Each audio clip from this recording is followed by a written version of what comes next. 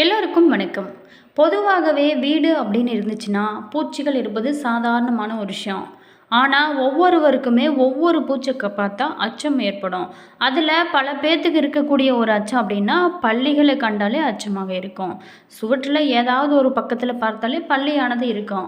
அது மட்டும் இல்லாம, நம்ம எதையாவது ஒரு நல்ல விஷயம் பற்றி நாம பேசிக்கொண்டு இருக்கும்போது, பல்லியானது சத்தம் போடும்.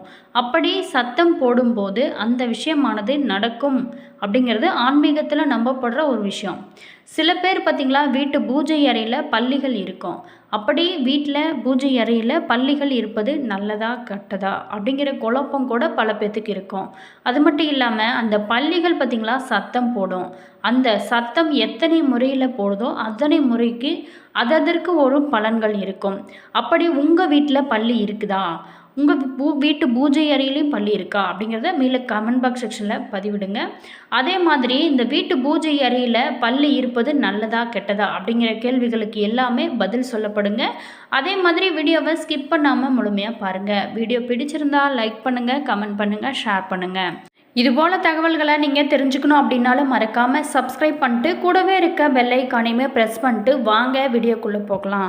அதே மாதிரி ஒரு சில பேர்த்து வீட்டு பார்த்தீங்களா, வீட்டு பூஜை அறையிலையும் சரி வீட்லேயும் சரி பல்லியானது இருக்கவே இருக்காது. அப்படி இருந்தால் கூட சத்தமே போடாது. அதற்கு என்ன அர்த்தம்? வாங்க விரிவாக பார்க்கலாம். வாயில்லா ஜீவன்களுக்கு எப்போதுமே நமக்கு நடக்கும் நல்லது கெட்டதை முன்கூட்டியே தெரிந்து கொள்ளக்கூடிய சக்தியானது அதிகமாகவே இருக்கும் அப்படின்னு பெரியவங்க சொல்லியிருக்காங்க. மனிதர்கள் கண்ணுக்கு தெரியாத விஷயங்கள் கூட அந்த வாயில்லா ஜீவன்களுக்கு தெரியும். நாய், பூனை, பசுமாடு, பறவைகள் என்று வாயில்லா ஜீவன்களை வீட்டில் வளர்க்கும் பழக்கமும் நம்மிடத்துல இன்றுமே இருக்கிறதா ஒரு சிறப்பான விஷயமாக சொல்லப்படுது. காலங்காலமாகவே வீட்டிற்கு வரும் கஷ்டத்தை இந்த வாயில்லா ஜீவன்கள் தன்னகத்தை ஏற்றுக்கொள்ளும். வீட்டிற்கு பார்த்திங்களா, ஒரு துன்பம் வரும் சமயத்தில் வீட்டில் இருக்கோம் நாய், பசு மற்றும் பறவை அல்லது ஏதோ ஒரு உயிரினம் நாம் வளர்க்கும் ஒரு வாயில்லா ஜீவன் நமக்காக உயிரை விடும் அப்படின்னு சொல்லுவாங்க. இதை பார்த்திங்களா அனுபவத்திலையும் நம்ம பார்த்துருப்போம்.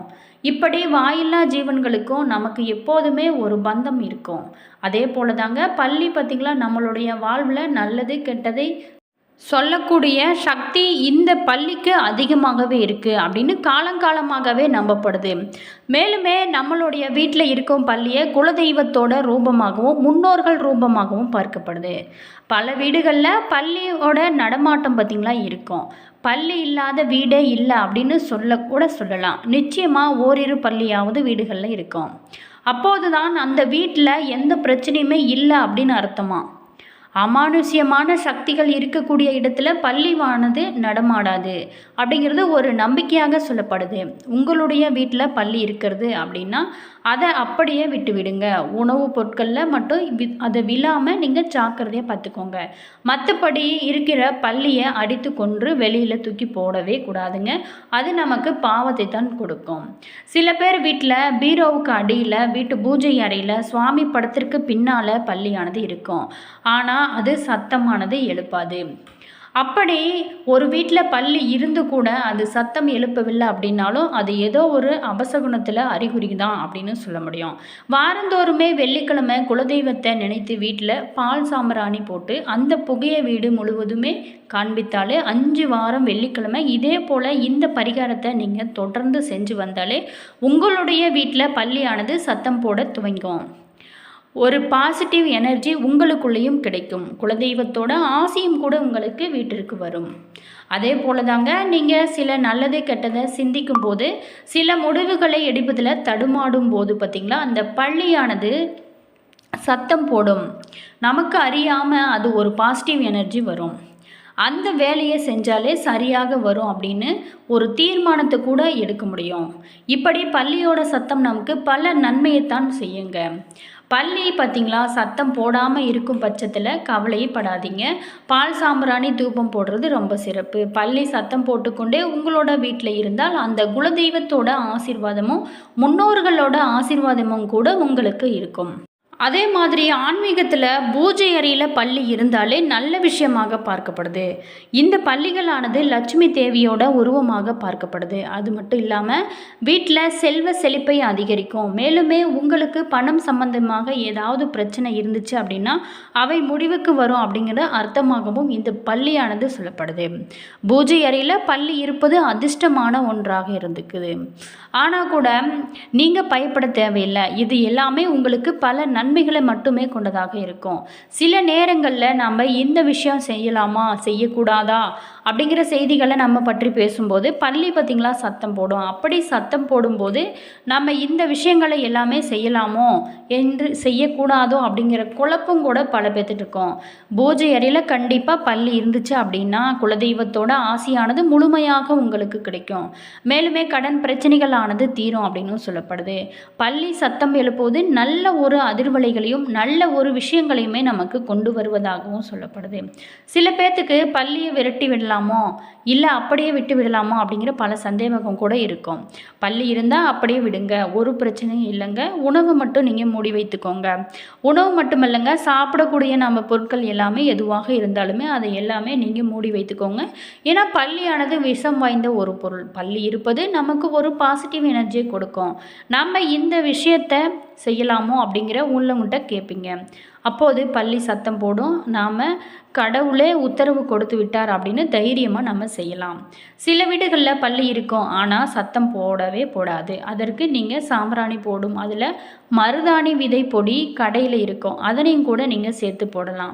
இப்படி போடுறதுனால வீட்டில் அடைப்பு இருந்தாலும் சரிங்க, தெய்வ வாசம் இல்லாமல் இருந்தாலும் சரிங்க, இவை அனைத்துமே சரியாகும். பள்ளி வீட்டு பூஜை அறையில் தாராளமாக இருக்கலாம். தெய்வ சக்தியோட பிராணியாக இந்த பள்ளியானது இருக்கிறது. அதே மாதிரி ஒரு வீட்டில் பள்ளி ஒலி எழுப்புவதை நமக்கு ஏற்பட போகும் நன்மைகள் தீமைக்கான ஒரு அறிகுறியாக மக்களானது பார்க்கப்படுறாங்க. ஒரு சொல் சொன்னால் துன்பம், 2 சொல் பள்ளியானது சொன்னால் தன லாபம், 3 சொல் சொன்னால் மரணம், 4 சொல் சொன்னால் சௌக்கியம், 5 சொல் சொன்னால் உறவினரோட வருகை இருக்கும் அப்படின்னு அர்த்தம், 6 சொல் சொன்னாலே பீடை, 7, 8 சொல் சொன்னால் அகமலிவு அப்படின்னு சொல்லப்படுது. பள்ளி பார்த்திங்களா எந்த திசையிலிருந்து சொல்லுதோ அதற்கு ஏற்ற பலன்களும் கிடைக்கும். வடக்கு திசையிலிருந்து சொன்னிச்சிங்களா சுப செய்தி வருங்க.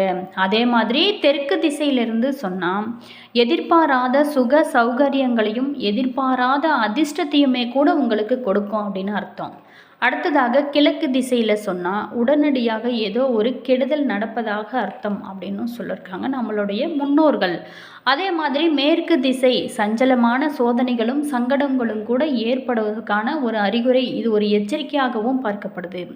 அடுத்ததாக தென்கிழக்கு திசை உடனடியாக கலகம் வரும் அப்படின்னு தான் அர்த்தமாக சொல்லப்படுது. அடுத்ததாக தென்மேற்கு திசை உறவினர்கள் வருகை தருவாங்க அப்படின்னு சொல்லப்படுது.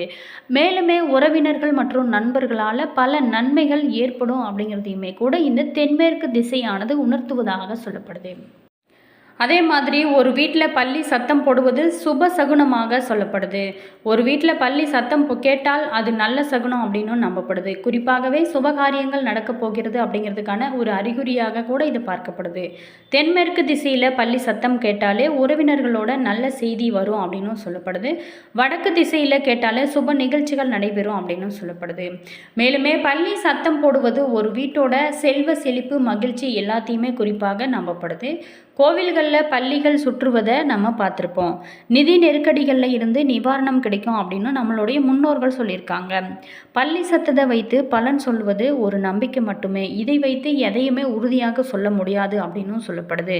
ஏன்னா பள்ளி சத்தம் போடுவது நல்ல சகுனம் என்று பொதுவாகவே சொல்லப்படுதாங்க. சில பேர் பார்த்திங்களா பள்ளி சத்தத்தை கௌளி சத்தம் அப்படின்னு கூட சொல்லுவாங்க. மேலுமே பள்ளிகள் பார்த்திங்களா மகாலட்சுமியோட அம்சமாக சொல்லப்படுறதுனால சில பேர் வீட்டு பூஜை அறையில் வெளியில் பள்ளி செய்து வைத்து வணங்குவதுமே இன்றுமே இருக்குது. சத்தம் எழுப்பும் பள்ளிகள் வெவ்வேறு இனத்தை சேர்ந்ததாகவும் சொல்லப்படுது. மேலுமே இந்த பள்ளியானது நம்மளுடைய வீட்டில் இருக்கிறது ரொம்ப ரொம்ப மங்களகரமானதாகவும் சொல்லப்படுது. ஒரு வீட்டில் பள்ளியோட சத்தம் கேட்டால் மட்டுமே அந்த வீடானது எந்த பிரச்சனையும் இல்லாமல் எந்த ஒரு தீங்குமே இல்லாமல் சிறப்பாக அந்த வீட்டில் நல்ல அதிர்வலைகள் ஏற்படும் அப்படிங்கிறதையும் சொல்லப்படுது. உங்கள் வீட்டில் பல்லிகள் இருந்தாலும் கூட அந்த பல்லிகளானது சத்தம் போடாமல் இருக்கா, அதற்கு உண்டான பரிகாரங்களையும் இந்த பதிவின் மூலமாக நம்ம சொல்லியிருப்போம். அதே மாதிரி உங்களுடைய கருத்து என்ன அப்படிங்கிறத மறக்காமல் கமெண்ட் பாக்ஸ் செக்ஷனில் பதிவிடுங்க. அதே மாதிரி பார்த்திங்களா, ஜோதிட ரீதியான அனைத்து விதமான பிரச்சனைகளுக்கும் கூட தீர்வு சொல்லப்படுங்க. டிஸ்கிரிப்ஷனில் ஸ்ரீ வராகி அம்மன் வாட்ஸ்அப் நம்பர் கொடுத்துருக்கோம். நீங்கள் கால் பண்ணி தாராளமாக கேட்டு தெரிஞ்சுக்கலாங்க.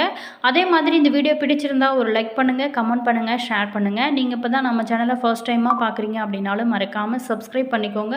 கூடவே இருக்க பெல் ஐக்கானையுமே கூட ப்ரெஸ் பண்ணிக்கோங்க. அப்போ தான் நாங்கள் போடுற ஒவ்வொரு வீடியோவுமே உடனுக்குடன் நோட்டிஃபிகேஷனை வந்து சென்றடைங்க. உங்களோட கருத்து என்ன அப்படிங்கிறத மறக்காமல் கமெண்ட் பாக்ஸ் செக்ஷனில் பதிவிடுங்க. All views, thank you.